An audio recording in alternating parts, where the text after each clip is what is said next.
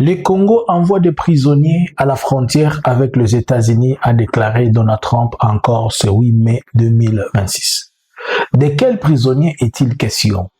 Donald Trump ne cesse de répéter que le Congo envoie des prisonniers à ses frontières.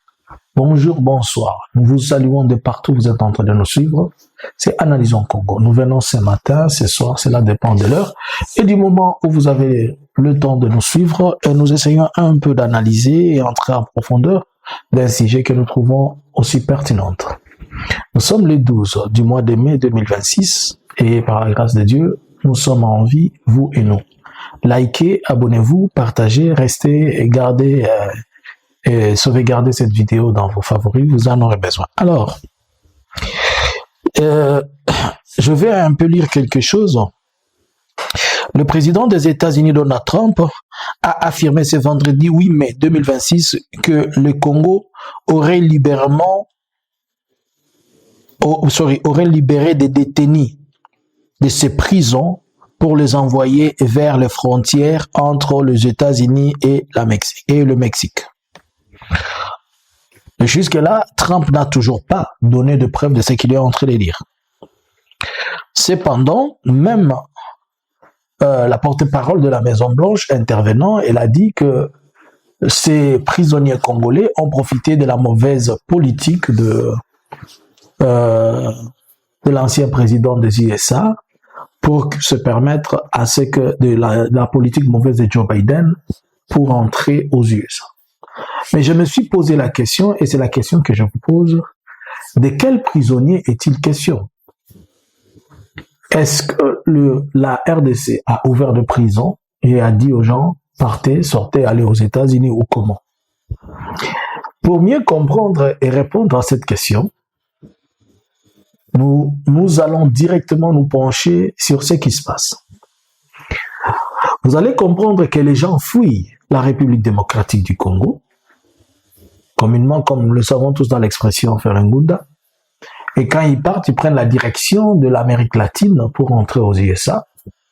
Et lorsqu'ils entrent aux USA, ainsi, lorsqu'ils sont réussis dans le foyer d'accueil, ou bien ils sont réussis par le service d'immigration, la défense, ou bien c'est que les gens donnent comme raison, c'est qu'ils viennent de prison de la RDC, ils sont non grata en RDC. Et c'est comme ça que le service d'immigration documente cela comme étant des personnes qui viennent de prison. Mais on se pose la question, ces gens viennent de prison de quel côté? Tous ces gens-là dont le service d'immigration a identifié et a déclaré, le service d'immigration des États-Unis, ont documenté et identifié comme étant des prisonniers, ce sont des gens qui viennent de la partie conduite par ou la partie gérée par le gouvernement de Félix. Pour la simple raison que les gens qui viennent de la partie de l'Est ne déclarent pas qu'ils viennent de prison, mais ils disent qu'ils fuient la guerre. Mais à l'Ouest, comme il n'y a pas la guerre, les gens viennent essentiellement de prison. Et s'ils viennent de prison, c'est pour plusieurs raisons, et notamment la raison principale, c'est qu'ils sont en désaccord avec la politique actuelle de la RDC, la politique qui se passe dans le pays, soit ils ont été étouffés pour leurs questions de liberté, soit ils ont été dérangés puisque ils ont participé à des mouvements politiques qui sont contraires à la vision du pouvoir en place, soit ils ont été enfermés puisqu'on les a soupçonnés d'être en connivence avec l'AFC Barkhane 23, soit on les a arrêtés puisqu'ils appartiennent au camp de l'ancien président de la République, Joseph Kabila.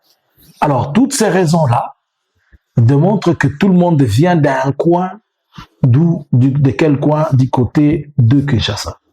Mais là où maintenant la chose devient compliquée, puisque celui qui est au pouvoir aux USA, on a l'image d'un président démocrate. Mais en ayant l'image d'un président démocrate qui est Félix, qui se fait passer pour un démocrate, excusez, et que certaines personnes pensent que le Messie est démocrate, on aurait très mal perçu et très mal accepté qu'un démocrate au pouvoir se retrouve en train d'emprisonner les gens et que les gens les gens sont en train de fuir le pays puisque les soi-disant démocrates qui est au pouvoir est devenu une machine de la dictature. Et c'est là où maintenant, les États-Unis qui s'est dit renvoyer ces gens, puisqu'ils les appellent, ils les considèrent comme des dangereux, des criminels, mais ces dangereux criminels, les États-Unis refusent qu'ils entrent chez lui. Paradoxalement, les autres dangereux criminels que les États-Unis ont sur son sol, ils préfèrent leur faire entrer au Congo. Ils préfèrent que le Congo prenne les criminels, mais lui, sur son territoire, il ne veut pas des criminels congolais. Vous voyez comment c'est un peu compliqué, c'est un peu vice-versa. Alors, le fait que Donald Trump est en train d'insister, que la RDC est en train d'envoyer des prisonniers, c'est là pointe du doigt la politique nationale. C'est la pointe du doigt des questions liées à la survie ou bien de liberté de la population. Cela démontre que les valeurs démocratiques et les valeurs de démocratie que certaines personnes ont pensé défendre hier, et certaines personnes ont pensé que c'est lui qui est au pouvoir, il est vraiment démocrate plus que les autres, on commence à comprendre et les gens font ça.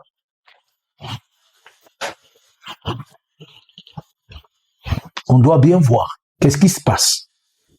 Comment on fouille le pays et on fouille de prison. Et par ailleurs, par la même occasion, là où il y a l'insécurité à l'Est, là où on suppose qu'il y a l'insécurité à l'Est, et dans les parties de Nord Kivu, là où se trouve l'AFC Barab 23, les gens ne sont pas en train de fuir. Ça devient trop paradoxal. Les gens devaient fuir, ils disent quand aux États-Unis ils entrent, ils disent nous fouillons la guerre. Vous fouillez la guerre, quand on parle seulement de la guerre, ils viennent de l'Est. Mais au lieu que les États-Unis se plaignent que nous avons reçu beaucoup de réfugiés qui fuient la guerre, les États-Unis sont en train de se plaindre des prisonniers. Et d'où viennent les prisonniers? Les prisonniers, ils viennent de Kinshasa, de Makala, en grand nombre. Voilà la même politique auquel l'IDPS a joué pendant longtemps pour salir les autres. Lorsqu'il donnait, à chaque fois que les gens entraient, il leur donnait des cartes de l'IDPS où il disait que ce sont des membres de l'IDPS qui sont en train d'être persécutés et en train de souffrir. Et notamment, Félix, c'était lui qui distribuait ces cartes de l'IDPS moyennant $500. C'est lui qui a distribué beaucoup de cartes de l'IDPS. Et c'est pourquoi vous voyez beaucoup de gens, ils sont redevables puisque leur Gunda ou bien leur papier, ils avaient obtenu ça au dos de l'IDPS. Mais maintenant, aujourd'hui, ils sont en Europe, ils ne peuvent plus parler de ça, puisque l'UDPS est au pouvoir, mais quelque part, ils deviennent comme avec des dettes morales. Par ailleurs, la même politique qu'il avait mis pour les autres, c'est la même politique qui la rattrape. Aujourd'hui, les gens sont en train de fuir avec la même politique et la même stratégie pour fuir des problèmes économiques au pays, des problèmes autres, et tout le monde se réfugie dans le même bloc dire il y a l'insécurité et nous avons été arrêtés dans les prisons. Exactement, si vous remarquez que le 60% des gens qui fuient, ce sont des gens qui viennent, disons, de prison, puisque, dis-moi, si quelqu'un comme Kamizelo sort de la prison et il va demander asile, il dira il vient d'où? Il vient de la prison et Kamizelo vous dira, on lui posera la question pourquoi tu as fui? Puisque j'ai seulement demandé au président. Et pendant, j'ai demandé au président s'il est marié. Pendant 7 ans, on n'est pas seulement en train de documenter qu'il vient de la prison, les raisons pour lesquelles on documente. Vous fouillez votre pays, pourquoi? Je viens de la prison. Pourquoi vous venez de la prison? J'ai été arrêté. Pourquoi? Puisque j'avais dit que Félix, il ne s'était pas marié. Ah, c'est une raison. Vous avez fait combien de temps? 2 ans, 3 ans. Vous autres, pourquoi vous êtes là? Je suis là 10 ans. On ne m'a jamais jugé. Vous vous rappelez de ces images de gens qui étaient sortis de la prison, on les libère, mais ils ne savent plus marcher. Alors, si Donald Trump dit qu'il reçoit des prisonniers, c'est pour dire, c'est un langage, une expression qui dit que le pouvoir de Kinshasa, c'est un pouvoir qui est totalement dictatorial, qui est un pouvoir pas autoritaire, mais c'est un pouvoir qui va vers la dérive et qui ne respecte aucun des règles démocratiques et des jeux démocratiques. Voilà, maintenant, il a déversé des milliers de gens qui sont en train de chercher comment entrer dans des pays tierces. C'est la même chose, la Belgique en a crié. Il a dit que les gens sont en train de sortir avec des visas de tourisme, mais quand ils viennent ici, ils demandent l'asile. Mais on se pose la question pourquoi? C'est de là où maintenant il se pose un autre problème. Mais pourquoi les gens veulent fuir chez toi, Félix? Qu'est-ce qui ne va pas? Oh non, ici ça va bien. La vie est bien. Comme ces partisans qui le disent. Non, Mboke Zobonga, Félix Azala Makanisi Amalamu. Depuis Azala na Makanisi Amalamu, depuis Makanisi Amalamu, on a balobaka. Et tu as Makanisi Amalamu. Maintenant, ce que Makanisi Amalamu, comme ça, la batba qui m'amboka. Tant que batoizo qui m'amboka, mais binom boloba qui m'amboka ça bien. Bolobaki ke makamnyo sozo tambola bien. Siko ba oyo bazo ki mandeni. Na esika ovanda ceux qui m'amboka ça malamu c'est que mutunyo se sengeli vanda na mboka wana. Mais comment vous êtes en train de fuir alors que le monsieur vous avait dit qu'il développe le pays, il construit ceci, il épanouit cela, il épanouit cela? C'est toute la question qui se pose. Cela démontre ouvertement qu'à la fois les conditions économiques au pays ne sont pas bonnes, les conditions sanitaires ne sont pas bonnes, les conditions sociales en un mot ne sont pas bonnes, les conditions, surtout la question sécuritaire. Et parmi ces gens qui sont en train de fuir, quand on parle de bandits, il dit qu'il y a des bandits, il y a beaucoup de Koulouna qui sont en train de fuir. Et c'est pourquoi il a dit qu'ils sont dangereux. Exactement, ils sont dangereux. Tout ça, c'est la politique, la largeur de la... Donc, cette politique inconsciente de Félix qui laisse la ville à la merci de tout le monde, il a mis en place une machine des forces du progrès, pensant qu'il était en train de nuire quelqu'un. Mais aujourd'hui, c'est parmi ces forces du progrès, ils sont en train de fuir, aller chercher comment entrer aux États-Unis. Et quand ils entrent aux États-Unis, on les documente, on trouve que ce sont des voyous urbains, de bandits urbains, et on dit voilà que ce sont des barbares, ce sont des gens bizarres, ce sont des gens qui veulent le mal du pays, on ne peut pas les accepter. Ainsi donc, on a du mal à pouvoir leur donner une place aux États-Unis. Ce qu'il faut faire, et on le retourne, mais en le retournant, on pose la question au messieurs, mais tu nous as dit que tout allait bien. Donc, ce n'est pas seulement les politiciens qui démontrent le mal de ce que Félix est en train de faire, la mauvaise ou bien le mauvais pied du gouvernement, ou comment le pays est en train de sombrer et marcher dans des choses qui ne permettent pas, mais il y a beaucoup d'indices jusqu'à ce que l'indice humain aussi commence à crier. Et là, maintenant, le JSA disent non, il faut le faire rentrer.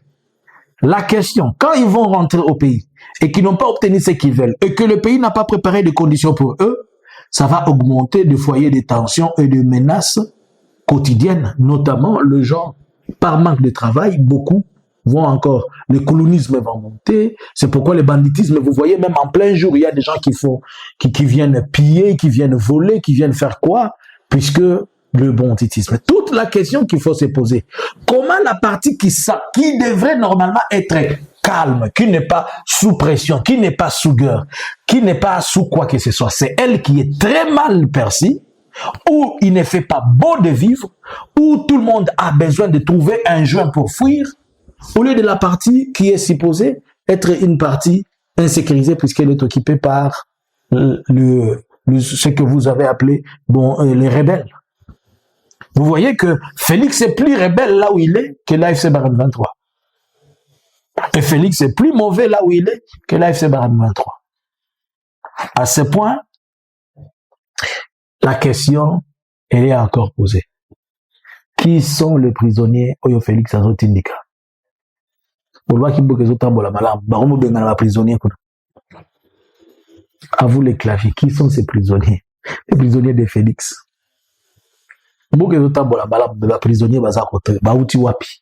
Analysins Congo subscribers.